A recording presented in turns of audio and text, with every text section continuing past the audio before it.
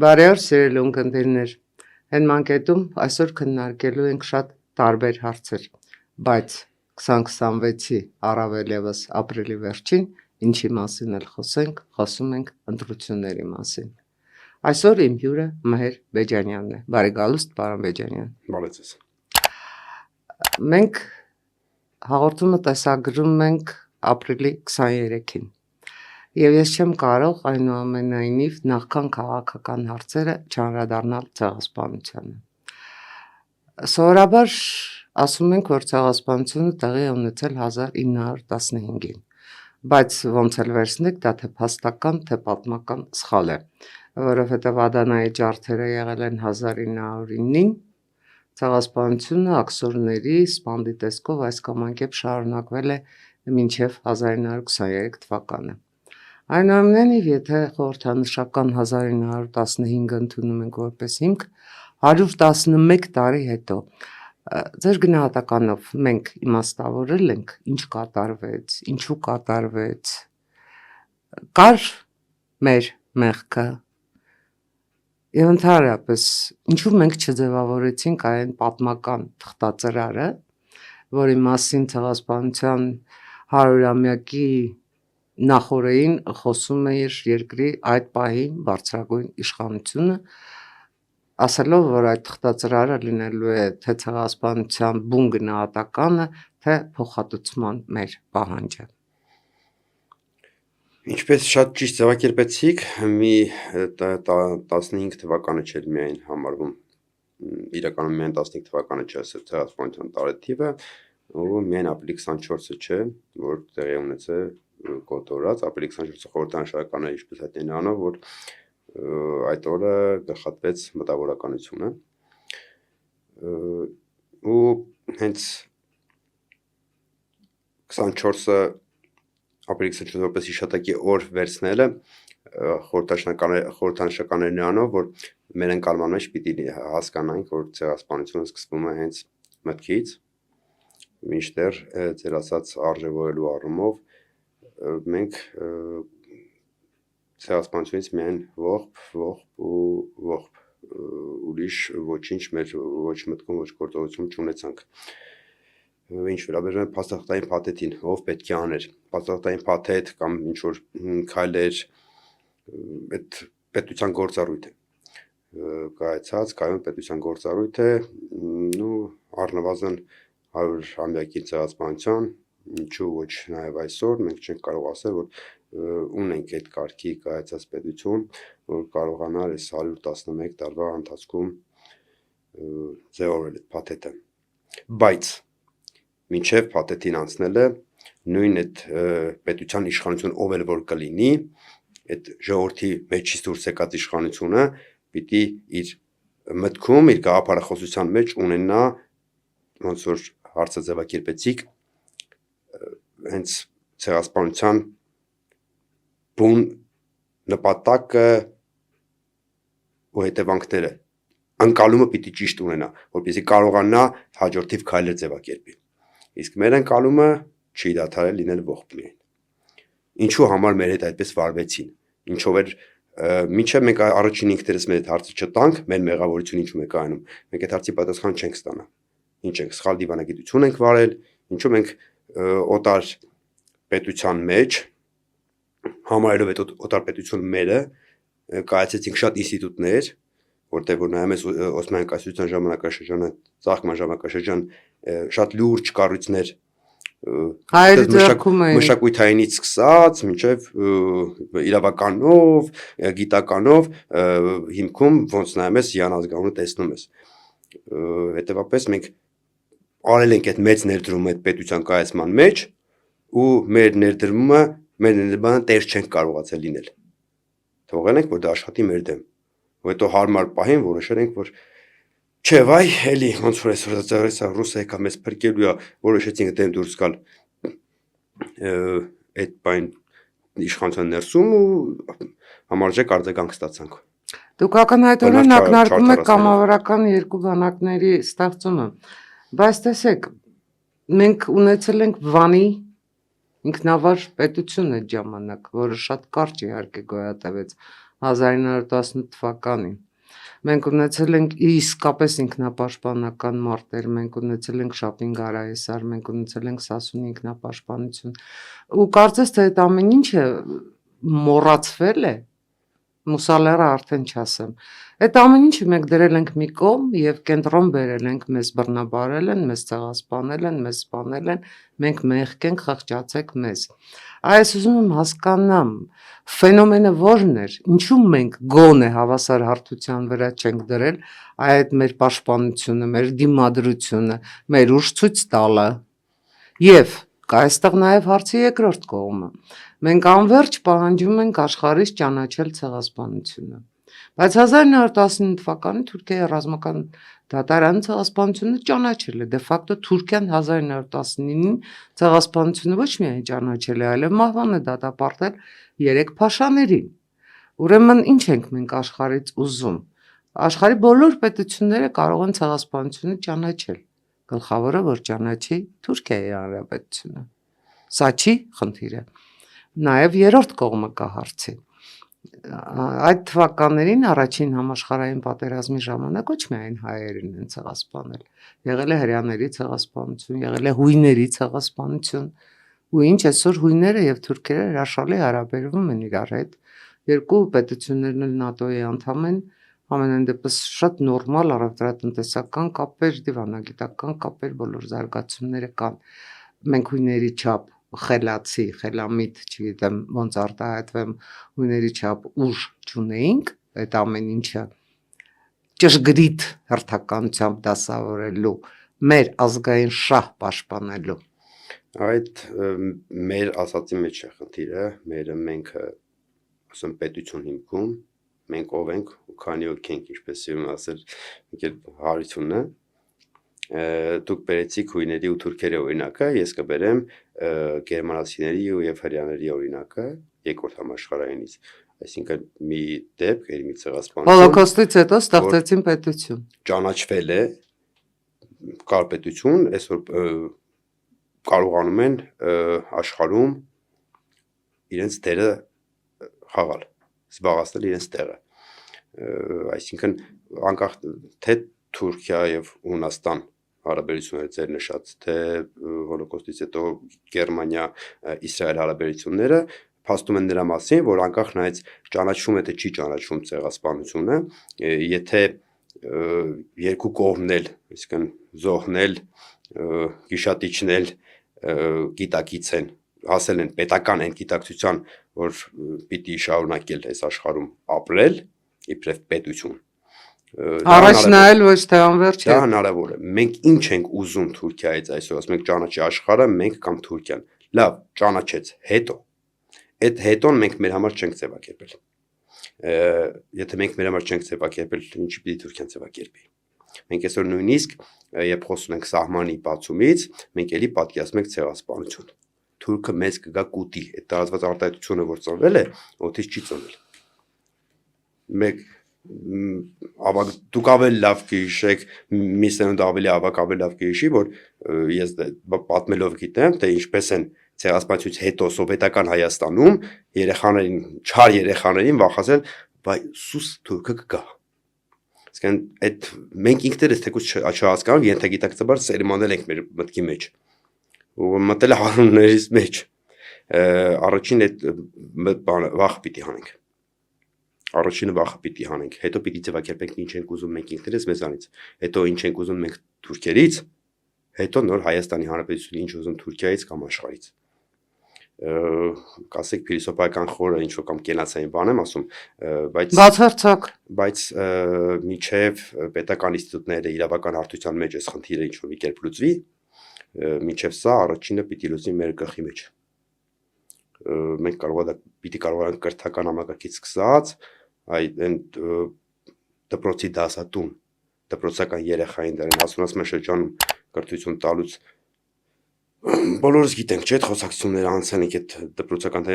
այդ թեկուզ ոչ կրթական ծրագրի մեջ միջանձնային մակարդակի շփումներում ոնց է սերմանվում այդ մեր մեջ։ Մենք որ զգուշ եղեք, բայց թուրքը, բայց ախր իրանք շատ մեծ են, բայց մեկը մենք չենք կարող, այդ բայցերը պիտի հանենք։ ձեր նշած օրինակներով մուսուլման 40 օրը մենք ոնց ենք վերաբերվում։ Կեցեն, լավ ա եղել է ու վերջ։ Լավ, եղել է, բայց դրա հետևանքները կարողանում ենք ճիշտ մատուցել հաջորդ սերնդին։ Մենք հետո չէ ի վերջո եկանք ունեցանք հետո սովետական Հայաստան, հետո ունեցանք անկախացում, ունեցանք մտելի փառապանց հաղթանակ, ոնց արժևորեցինք, հետո չկարողացանք արժևորել։ Ինչի համար, որտեղ մտքներս այն նույն ողբն էր։ Այսինքն, եթե նայում ենք այս հոգեբանական կտորը դնենք մի կողմ ու նայենք պետական տեսանկյունից, պետության տեսանկյունից անելիքը մեր պետություն ժողովուրդ հարաբերություններում այս խնդիրը ոնց պետք է լուծվի, առաջինը մտավոր մակարդակում պիտի լուծվի ըստ իս։ Հրանտ Մաթևոսյանն ասում էր, որ մենք չենք կարող լավ գիրք գրել ցեղասպանության մասին, թեպետ ինքը գրեց Մեծամորը եւ գրեց Հանճարեղ։ Ձեր ասածներից ես ուզում եմ եզրակացնել, որ մենք հոգեբանորեն չենք հաղթահարել իսկապես զոհի սինդրոմը։ Եվ զոհի սինդրոմը հաղթահարելու հոգեբանական անցումը անցնելու համար ամենակարևորը իմ գնահատականով, չգիտեմ կհամաձայնեք թե չէ, պետականություն ունենալն է, պետություն ունենալն է, որովհետև կռվում են զինվորները, պարտվում կամ հաղթում են այնուամենայնիվ պետությունները։ Միանշանակ դա առնվազն առաջին անհրաժեշտ պայմանն է, որովհետև ոչ միայն ցեղասպանության պարագայում, եթե խոսում ենք աշխարհում ինչ-որ մի երևույթի գործողության կամ շարունակականության մասին, առաջին անհրաժեշտ պայմանը պետություն, անկախություն, ինքնիշխանություն, որտեղ ժողովուրդներ շատ կան, մարդիկ շատ կան, մարդիկ անցողիկ են, իսկ կայունությունը ապահովում է պետությունը։ Թերևս հազարավոր ազգեր կան, բայց ընդամենը 190 ունի պետություն։ Եթե նայենք, որ հնագույն 6-երից մեկը, որ այսօր պետություն ունի, մենք ենք, մի քանի հազարապատիկ ավելի շատ պարտավոր է ստող է։ Արդյոք մենք գնահատում ենք այդ պետություն ունենալու, պետականություն ունենալու արժեքը։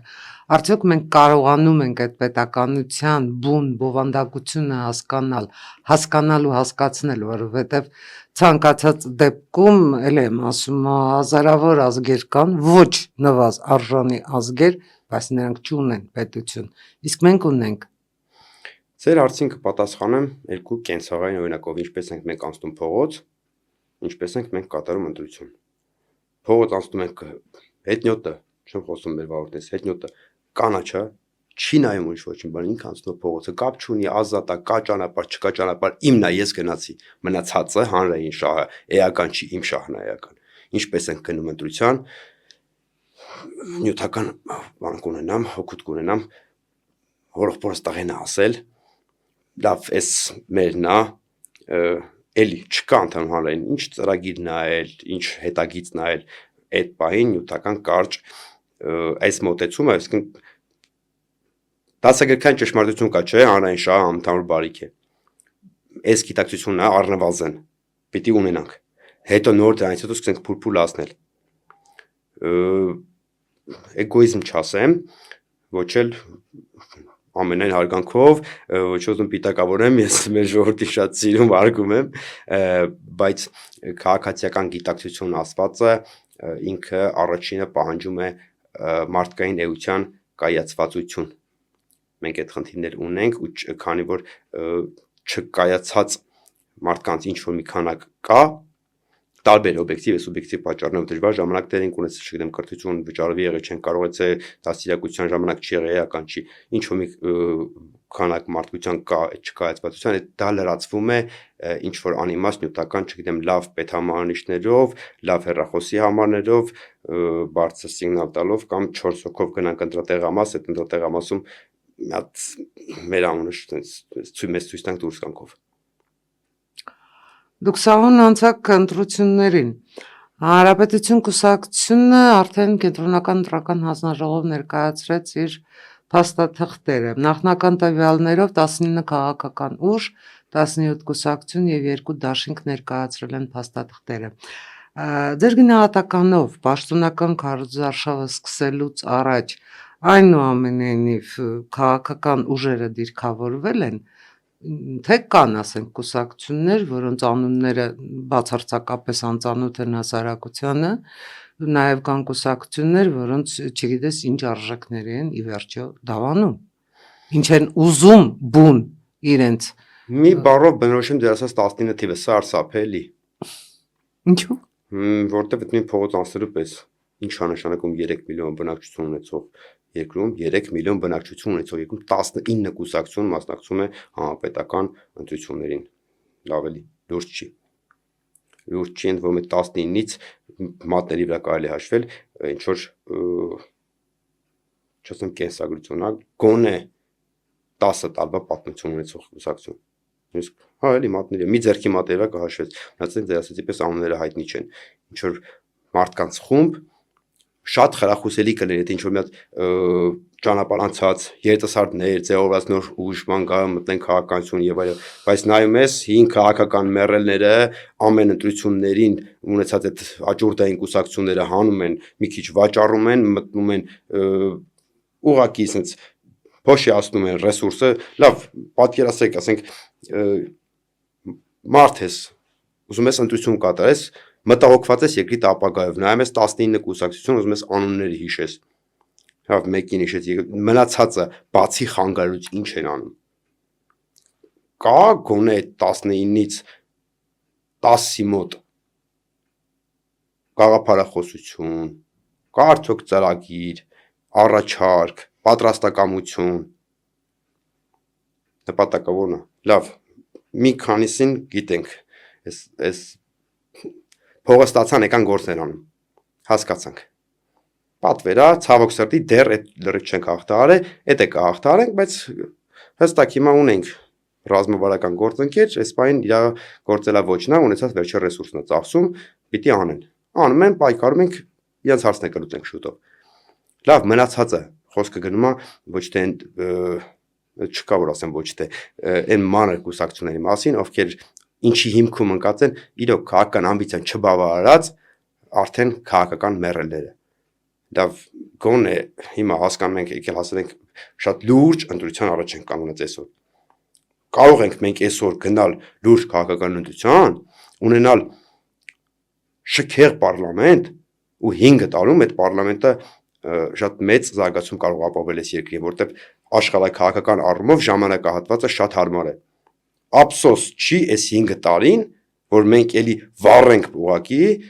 ինչա թե, չգիտեմ, 1 կամ 2 հոգի այդ պատգամական աթոռին նստեն, իրենց քաղաքական ամբիցիան բավարարեն, կամ չեմ ուզում խոսեմ նրանց մասին, որ գնան նստեն երկիր ծախելու մասին ինչ-որ sense ուրիշ բաներ։ Այդ պարագայում ո՞րն է լինելու ընտրությունների գլխավոր հարցը։ Ընտրողը ինչով պիտի կողմնորոշվի այդ 19-ի շրջագծում, եթե բոլորին էլ կենտրոնական հանձնաժողովը գրանցի։ Նու կենտրոնական հանձնաժողովը օրենքով առաջնորդվում է, հիմա հանրապետություն կուսակցությունը դեռ արդեն տևական ժամանակի պնդում է, որ կուսակցությունից մեկը խոշոր է, դրսից ֆինանսավորում է գնում, հայտարարած դե ֆակտո վարչապետի տեխնատուն, ով դե յուրե իրավունք չունի նույնիսկ ցուցակում գրվելու։ Նույնիսկ պատգամավոր չի կարող դառնալ, բացահայտ բոլորը գիտեն դրա մասին, որ ֆինանսական աղբյուրը արտերկիրն է, ինչը Հայաստանի Հանրապետության օրենսդրությամբ էլ արգելվող է,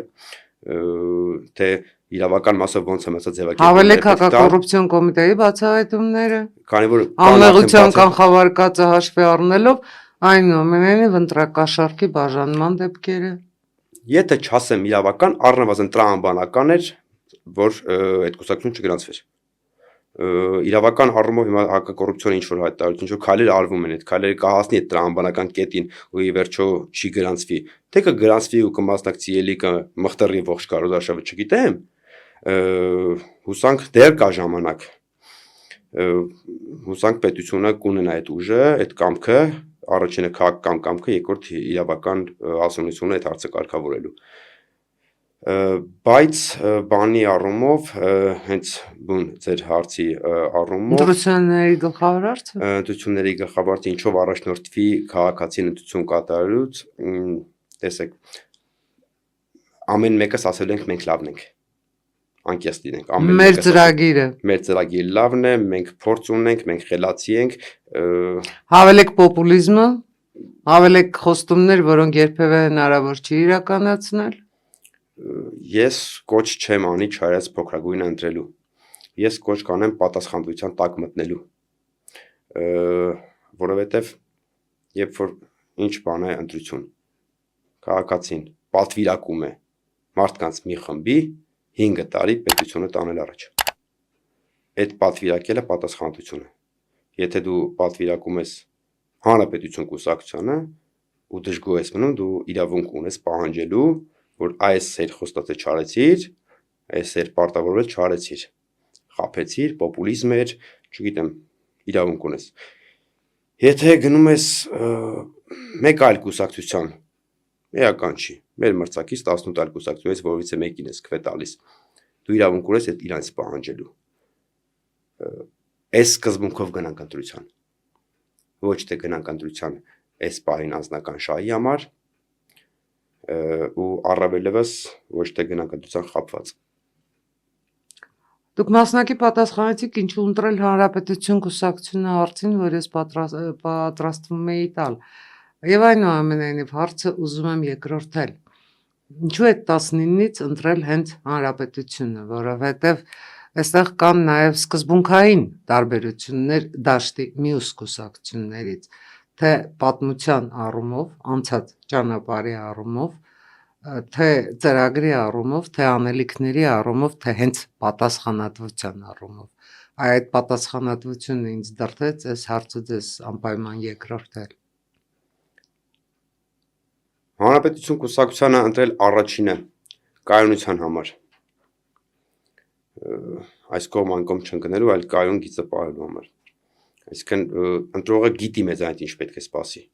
Մենք բացահայտ ասում ենք ինչ ենք ուզում, մենք ունենալով կամ չունենալով իշխանություն անում ենք ունեցածներից հնարավորության առավելագույնը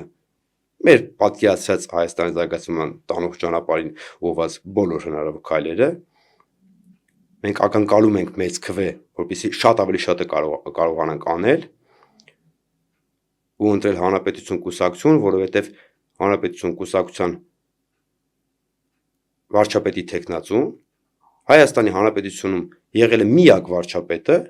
ով ունեցել է համերաշխության կառավարություն։ Այդ ծանր ժամանակաշրջանում 2000 թվականին մարդը կազմել է համերաշխության կառավարություն, ազգային համաձայնության կառավարություն։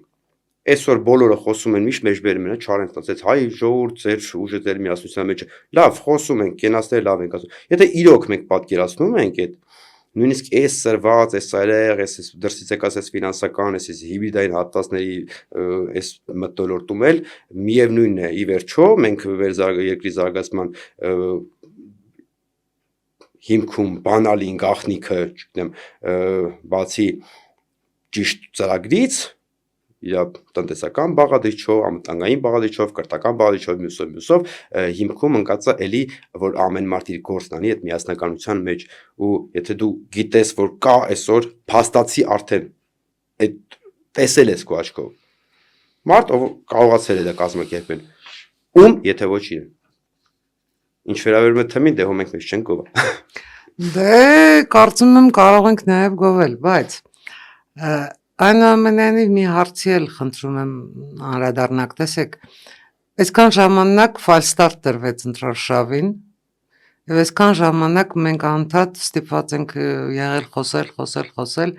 ես կարծում եմ նաև հանրությունը բավականին հոգնել է այդ խոսող գլուխների պատմությունից, բայց դա մի կողմ։ Մենք խոսում էինք շատ երկար նաև հիբրիդային սպառնալիքներից, հիբրիդային հարձակումներից, իսկ հիմա արդեն ընտրությունների շուրջ 1 ամիս առաջ մենք դե ֆակտո հիբրիդային պատերազմի մեջ ենք։ Այլևս անթակույց են Ռուսաստանի Դաշնության, Հայաստանի Հանրապետության քաղաքացիների պետության դեմ արվող քայլերը։ Արդյոք ժամանակը չի, որ Հայաստանի Հանրապետությունը ոչ թե փորձի պաշտպանվել, պարզապես պաշտպանվել, հերքել, մերժել այդ բոլոր ստերը, չաթբոտերի, մատրյոշկաների, Վագների խմբի, եսի ինչի պատմությունը շատ երկար է, եթե փորձեմ եսի մի հիբրիդային պատերազմի գործիքների մեջ մտնել, երևի մի 2 ժամ պետք է միայն ձեզ հարց տամ։ Բայց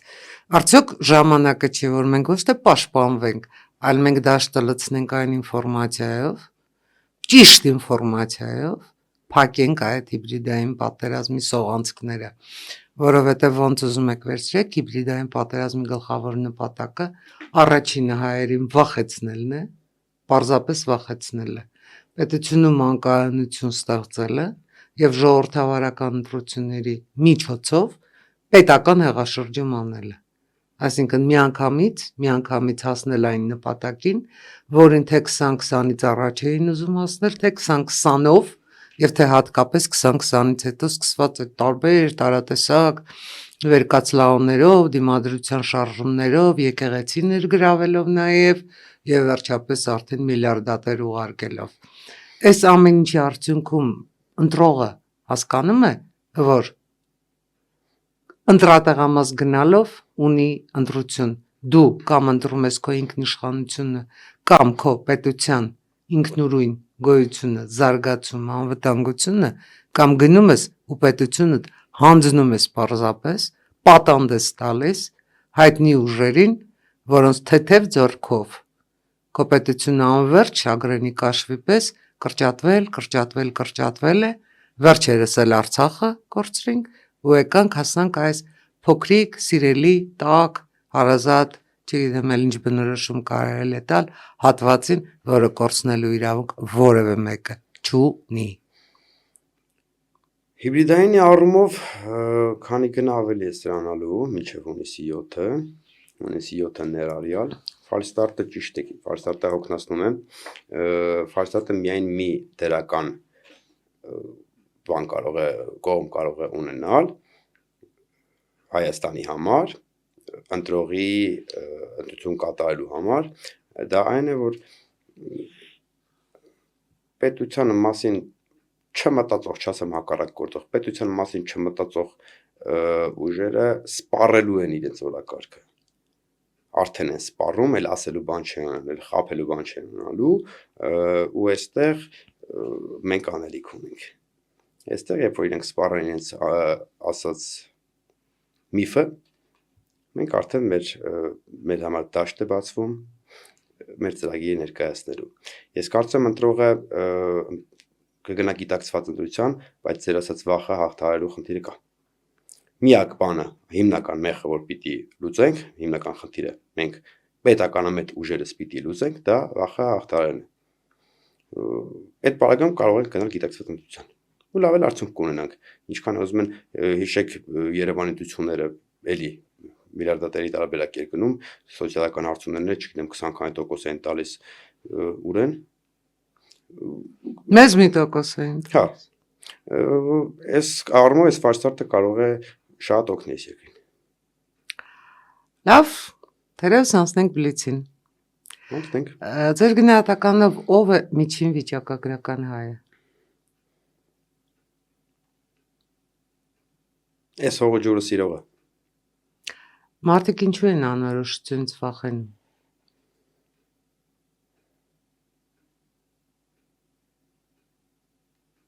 Անորոշությունից չեն վախենում։ Անորոշություն մարդն ինքն իր համար ստեղծում։ Որոշակիություններ ինքը ստեղծում։ Ոչ թե անորոշություն վախենում, այլ վախենալուց են ընկնում անորոշության մեջ։ Ինչ կհարցնեիք, եթե հանդիպեիք Հուդային։ Մի անգամ հարցրել եմ։ Եվ ինչ ասեց։ Չպատասխանեց։ Չեմ կարծում, որ դավաճանին կարելի է հարց տալ ակնկալելով ազնիվ պատասխան։ Քաղաքականության մեջ ինչի է հավասար 2-ին գումարած 2-ը։ Գոնե ներքին քաղաքականության մեջ 4-ի։ Ինչից եք ամենից շատ վախենում։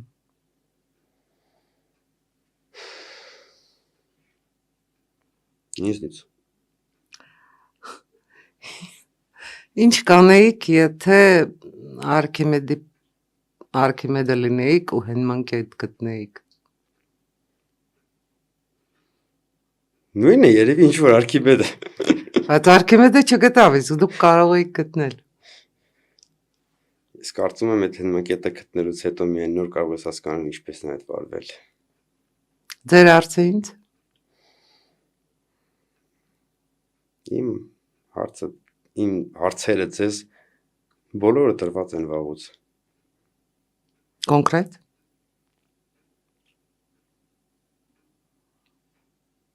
Պարզ ենք նայելու, չէ, այս մեր ընտրողի աչքերի մեջ հունիսի 8-ից հետո Տարբերակ չունենք։ գնացինք առաջ։ Շնորհակալ եմ։ Ես եմ շնորհակալ։ Սիրելի ունկնդիրներ, հենմակետը այսօր այսպեսին էր։ Ես կարծում եմ, որ ինչպես պարոն Բեջայանն ասեց, մենք միշտ պարզ ենք նայում միմյանց աչքերի մեջ, որովհետև մենք ունենք երկիր, որ անցորդներին ու եկվորներին երբևէ չենք տալու։ Մերը այս երկրի սիրտը պահելն է։ Եվ դա ոչ միայն Վազգեն Սարգսյանն էր ասում, դա պիտի ասի ձեզնից յուրաքանչյուրը։ Բարին ձեզ, շնորհակալ եմ։